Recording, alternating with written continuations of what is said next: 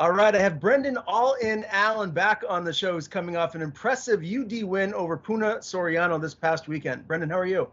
I'm good, man. How are you? I'm good. And as I told you a little bit, via text, you looked fantastic in this fight. I know you finished a lot of your opponents via TKO, KO, or sub, but to go 15 minutes with such a heavy, hard striker like Puna and to look as good as you did, it may have been like your marquee performance, in my opinion. What did your coaching staff and the rest of your team tell you after the win? They're all happy. Well, just get back to the gym. That was really it. We'll get back and we'll work on some more things and keep getting better. Is there a takeaway from this fight? I mean, you really look like an evolved fighter. You look like a veteran at 25 years of age inside the octagon, man. Like, what is the takeaway from this win? I'm not really sure. It was more of just people are like, oh, you look so different or evolved or whatever, and I don't really think that's the case. I know that's not the case. I know it's just that I finally got to put some of myself from the gym in the cage, and so now people just get to see a piece of the real me. So it's just continuing to do that and improving and getting better, and it doesn't really matter who I fight as long as I'm just myself. I don't really have any worries. Full camps, I don't really think there's anyone in the world that'll give me too much of a problem. Is there one or two things that you can point towards that maybe you've added to your game since you've been at Sanford MMA? Because I've heard a lot of people say, and they disagree with what you're saying, that you look like an evolved fighter. I mean, I think you look like an evolved fighter, but again, I don't know you like you and your team do. Is there one or two things that you can point towards that you've really, added to your skill set? I can't really think of anything right off the top of my head that just jumps out like this is what we changed. Like I said, I've always been good. It's just people just haven't got to see it. Only the guys in the room have gotten to see it, and even some of my training partners don't get to see it a lot either because obviously I can't go 100%. So there's not really like we just work on everything. I just work on everything. I just try to get better every single place in the game that I can, and I'm just finally at a place now mentally and I guess maturity, that to where I can put it in the cage and handle the nerves properly, and that's what I do. And now it's just being myself. Puna did land some big shots in the fight. Were you ever stunned by any of them? Because he clearly does have a lot of power, and you showed to have a phenomenal chin in there. He only landed like one like good one in the third when I jumped the knee. I think that was the only flush one that I remember for a fact. That, like he hit, and I mean, it didn't do anything, but I was like, yeah, that was a clean one. Everything else I rolled with or he hit my hands. It's just the angle of the video. You can't really tell it until literally they've showed other angle, like they showed him hitting, and it looks like it's a clean shot, and then they'll show the other angle, and he's hitting my wrist or my hand. Granted, he hit me a couple times, but no, none of them hurt me. None of them did anything. Like I said, I was able to roll with them or block them. So, no, it didn't really. I don't know. I don't want to sound like a prick, but he just didn't land anything flush for me to feel like he had a lot of power. Is there anything that he did or didn't do that maybe surprised you in the fight, or was his game plan pretty much what you expected?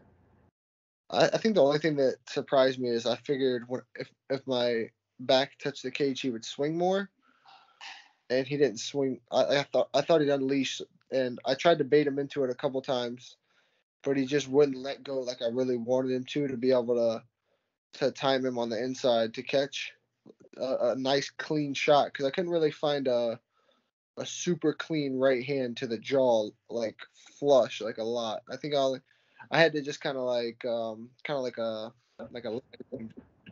let off. I couldn't just fully sit down on the punch and crack. He did a very good job at tucking his chin and his head in that aspect. So I couldn't get like clean right hands. I know I hit him with one in the forehead. And I felt it on my knuckle pretty good, and that was like in the first. So yeah, it was that. But like I said, the only thing that surprised me was he didn't just unload when I was on the cage. Gotcha. Did you get a chance to talk to him after the fight? And if so, what'd you guys say to one another? Yeah, he came to lunch with me and my friends and team the next day. We invited him out, and him and his girlfriend came to lunch with us, and we just talked. He's just a really nice guy, really down to earth person. He's probably the nicest guy and the I've ever met from fight like that I fought. So, um, really solid guy, and wish nothing but the best of luck to him in his future. And I know he'll do well. He'll have a bright future. Just in the sport wise, he's a little young right now, and it comes with time. Some people faster than others, but obviously he's doing good. He was undefeated in the UFC, and in the UFC, so he was doing the right thing, and I think he still will, and maybe we'll see each other again one day. I was gonna say maybe if you guys got along that well outside of the octagon, maybe you guys could train with one another. You think that's an option? Yeah, I told him he could come to Sanford if he wanted to. Obviously, my coaches have the final say, but I don't think they would care too much at all. But yeah, he could always come to Sanford for sure. Now, I said to you here before we went live, I thought you very easily could have won maybe fight of the night or a performance bonus. Are you a little disappointed that you didn't? Not really. I've kind of come to the realization and the understanding that I'll never get a bonus for the UFC unless I just do something wild. So I don't really care at this point. As long as they cut me my 2 checks and it hits my account on Tuesday after the fight, I don't really care anymore. Just pay me what I think I'm worth, and we're good. Now, a lot of, I guess, judging controversies from this card. Did you get a chance to, I guess, check out any of the controversial decisions? And what are your thoughts as to something that, MMA in general, the sport, can do to fix these judging controversies moving forward? I'm not really sure, man.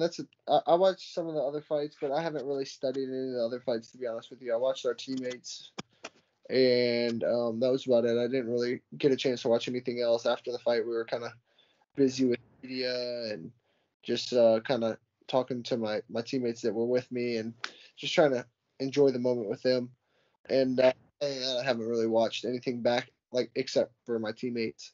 But I don't know. It's kind of hard to say. Everyone's always going to be all over the board.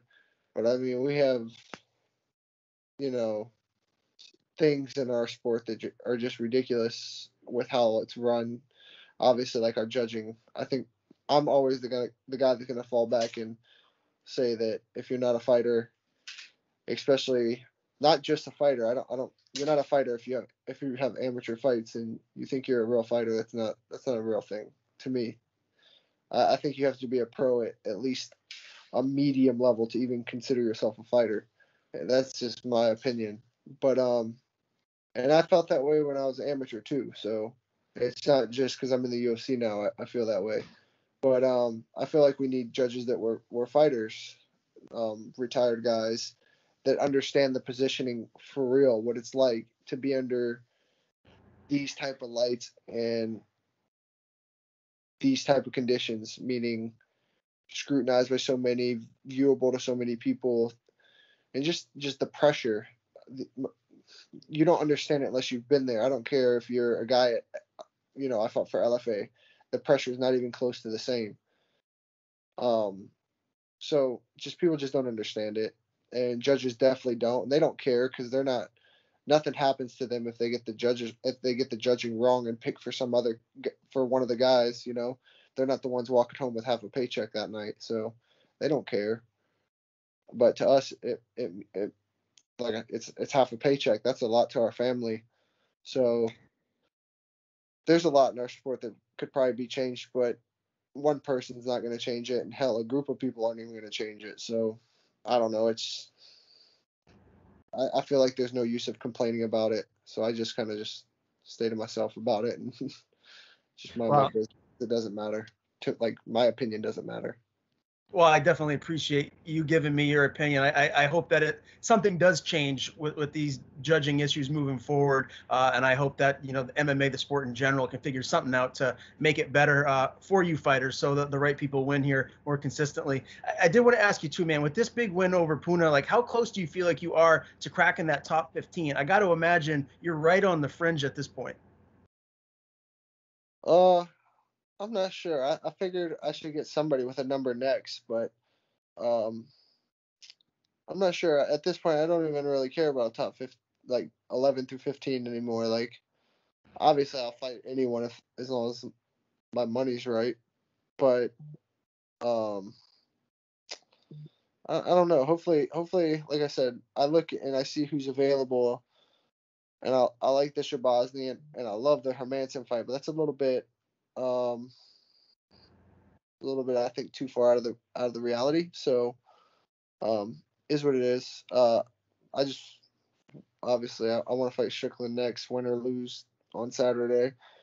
So if I can get that, that's all that matters. You know, I don't even pay attention to social media because everyone's always got some stupid shit to say, but they'll never say it to my face.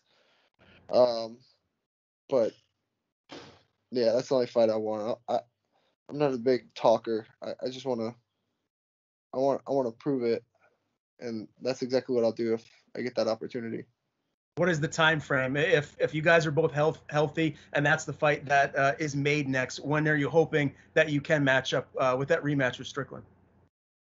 Um, being as he's getting all this hype now since he's fought me, which I don't understand why, because I didn't have a lot of hype before and I wasn't numbered or anything. So, hopefully it'd be like a either on a big event like the Kamaru Usman and Covington card. I saw somewhere that it might be November 6th, so that's as late as I'll fight is first week in November.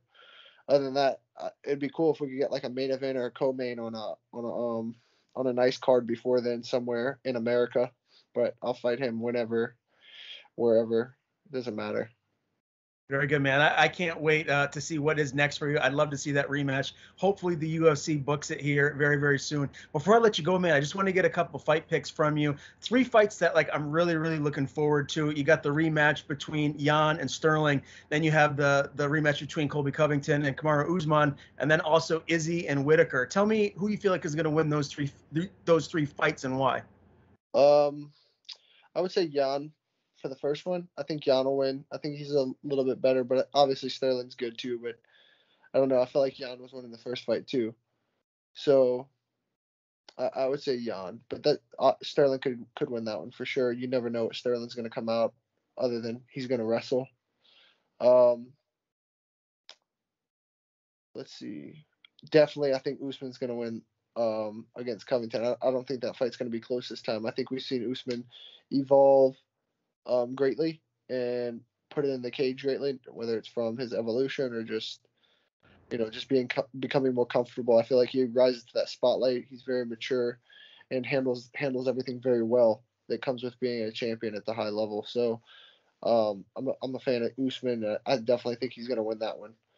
And then I don't know, Izzy versus Whitaker is a tough one. I'm a huge Whitaker fan, but sometimes you see Izzy look like a stud that just dominates whoever, and then sometimes you see him like, was that the Izzy that beat Costa, or was that the Izzy that barely really beat Vittori? So I'm not sure on that one, but I'm gonna just say Whitaker because I'm a big fan of Whitaker, and I think he does very well at um, fixing holes or gaps, whatever you want to call them, in his game when he needs to fix it for the opponent. So I'm gonna say Whitaker. I wouldn't be mad at that. I got my Bobby Knuckles shirt right next to my Brendan Allen shirt right Hey, there.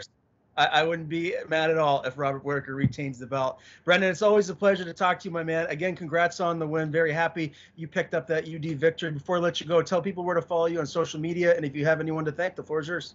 thanks, buddy. I appreciate it. Thanks for having me as always. You follow me on B_Allen185 on Instagram, Brendan Allen MMA on Twitter. Those are pretty much all I really do anymore. And my website is All in Allen MMA on Instagram as well. And I have so many people to thank. I still haven't done my thank you for the fight yet, which it's coming. I just got to get everything together. But just my team, Sanford MMA has been great. My family is most of all, and just all my training partners at Sanford, my coaches, just everyone that helped me get ready for this fight, and everyone that supported me along the way. I really appreciate everyone.